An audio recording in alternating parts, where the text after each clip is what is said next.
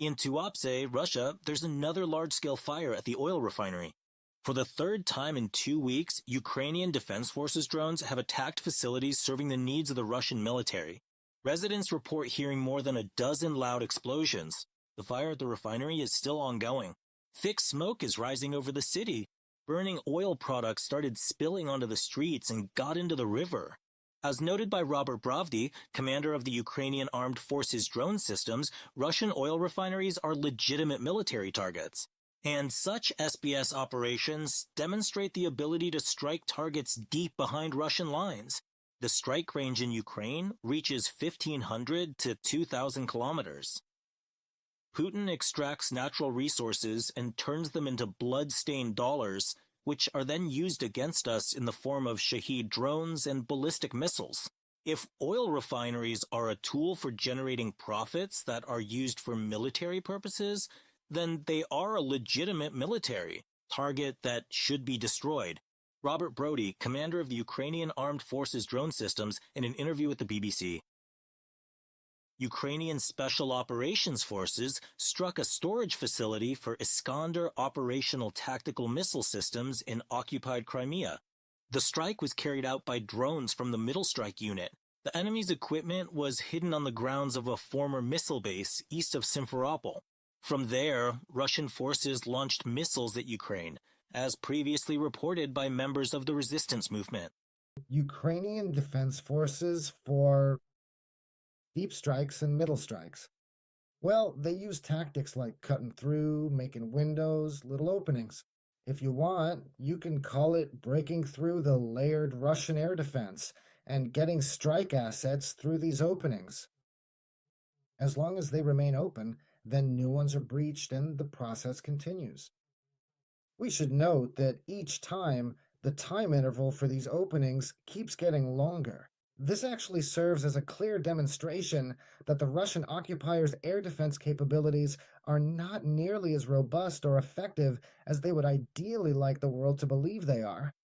Meanwhile, in the North Slobozhansky direction, Ukrainian border guards from the Distraction Team unit detected and destroyed enemy Zhdun drones, as well as Russian communication and drone control antennas, which made aerial reconnaissance and coordination more difficult for the Russian army. At the same time, enemy shelters and personnel were also hit. Ukrainian forces destroyed 9 ATVs and Russian infantry in the Vovchansk direction. Russian forces tried to advance using light vehicles. However, their attack was quickly stopped. FPV drones from the Merchki unit of the 57th Separate Motorized Infantry Brigade promptly struck their targets. As a result, the vehicles were destroyed and the Russians suffered personnel losses as well. At the same time, in the Kostyantynivka direction, the Russian army attacked near Ilyanivka, Alexander Sholtine, Ivan Polye, and Pleshievka. On the Pokrovsk section of the front, the defense forces repelled assaults by the invaders near the settlements of Novopavlivka, Sofievka, Hryshine, Udachne, and Moravka. And near Heliopol, Russian occupiers tried to push Ukrainian soldiers out of their positions in the areas around the settlements of Dobropilya, Svyatopetrovka, and Starokrenka. The enemy's planning a summer campaign for 2026, following the same pattern as the summer campaign of 25, as well as the winter campaigns of 25 and 26. This is the main direction. An encirclement, an attempt to surround the Ukrainian forces group.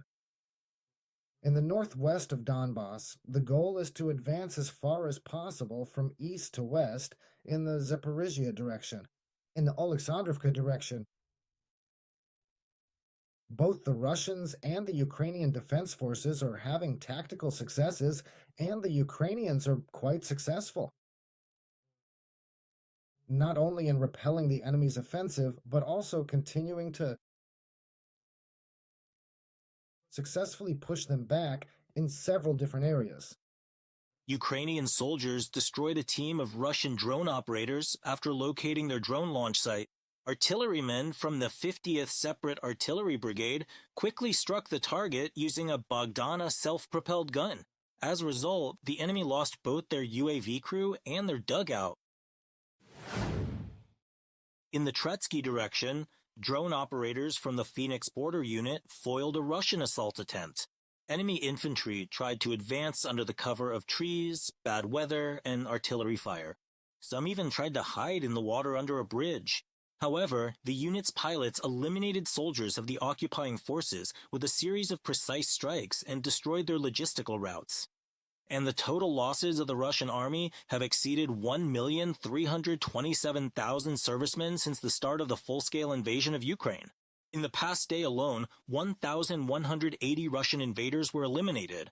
In addition, the day before, Ukrainian soldiers destroyed 16 armored combat vehicles, 34 artillery systems, and 2 multiple rocket launchers, as well as wiped out 76 units of Russian automotive equipment. So we will discuss the situation at the front, including with our guest, Vladislav Seleznyov, military expert. Vladislav is already joining us. Hello. Good morning. Colleagues, good morning. Glory to Ukraine. Glory to the heroes. Vladislav, let's talk about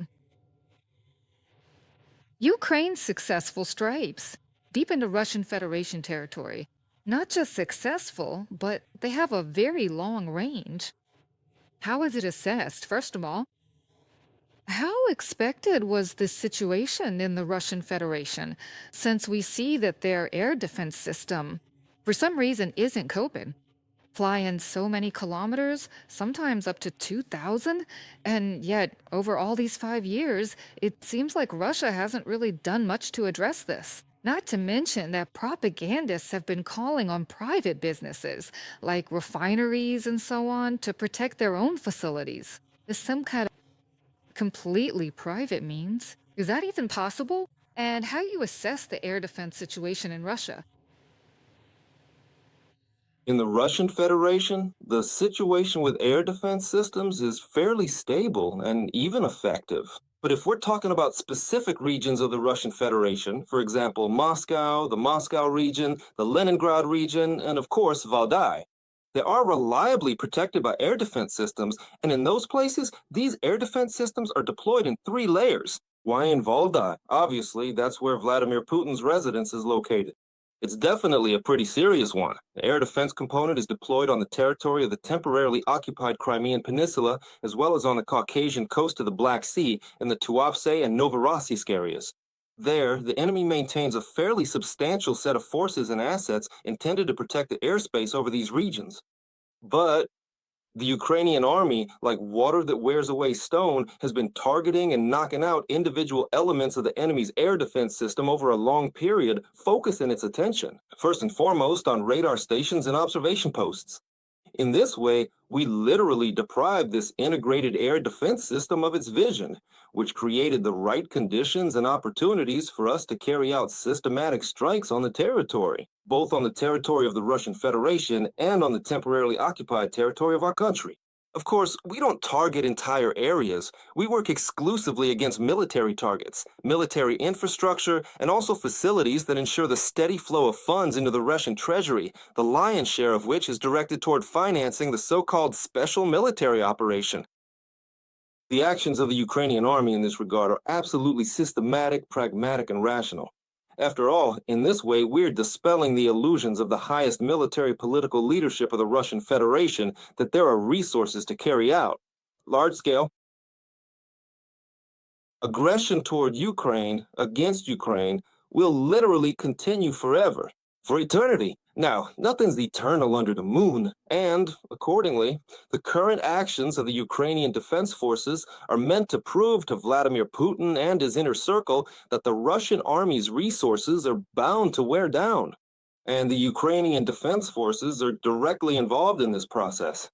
Just last night, I was watching the hysteria in Russian Z channels. It was primarily about the events happening on the territory of my native but temporarily occupied Crimean Peninsula. A huge number of explosions occurred near the military airbases of Saki, Belbek, Kacha, Gvardiyske, and Kirovska. There is still no final information about what exactly was destroyed there. But the fact that explosions went off at these locations shows that the attack was systematic and deliberate. I'm sure of it, that some of the military equipment, vehicles, and weapons were destroyed there. Yes, absolutely. We still have a lot of work to do in this direction. The enemy still has plenty of forces and resources, but our efforts are aimed at making sure the enemy has fewer and fewer of them. The fewer they have, the better the result will be in the end. So, I hope that during the spring-summer phase of the Russian army's offensive campaign, by implementing our defensive strategy, we will be able to significantly weaken the military and economic potential of the Russian Federation. Vladislav, there's another point I'd like to discuss. Mid strikes, this phrase has only recently appeared. This phrase, that is, the destruction of enemy targets in close proximity to the front line. On average, that's somewhere between 20 and 100 kilometers away. The tactic isn't new, but every day the general staff presents a thick list like this: warehouses, enemy concentration points, command posts. What makes this kind of scaling possible, and how does it ultimately affect the situation on the battlefield? With your permission, I'll start with the second part of your question. And I want to draw our audience's attention to the events around September 2022, when Ukraine first received 4 HIMARS multiple launch rocket systems and a sufficient number of GMLRS missiles. At that time, we managed, in a fairly short period, to literally take out all the enemy's field depots, bases, and arsenals within 80 kilometers of the front line. The HIMARS rockets didn't fly any farther, and at that time we didn't have ATACMS. Basically, the same thing is happening now, with the enemy suffering huge losses, primarily in their logistics component, at such distances, not just up to 80, but even up to 100 kilometers. Every morning, we see reports from the Ukrainian General Staff. For example, just in the past day, 245 units of vehicles and specialized equipment were destroyed. But this isn't just about frontline vehicles. Although, yes, of course, the enemy is now actively using vehicles to move as quickly as possible through the so-called kill zone. But it's also about destroying vehicles that are supposed to provide logistics for the front line. At distances of up to 100 kilometers, and the Russians are literally getting nervous. I've been watching some Russian Z channels, and it's clear they don't have a stable or effective strategy to counter this kind of impact by the Ukrainian army on the logistics group and component of the Russian army. And I'm sure that this process will only escalate, because the further it goes, the more it'll grow. The Ukrainian army is getting the resources it needs to carry out strikes as part of the middle strike campaign. And that means the enemy will continue to suffer huge losses, as well as lose resources. Their capabilities will gradually be worn down. Subscribe to UATV English and stay updated on the most important events, top news from Ukraine and all over the world, in-depth analysis, exclusive reports and interviews, all on hand in our channel. Join our community of viewers and stay tuned.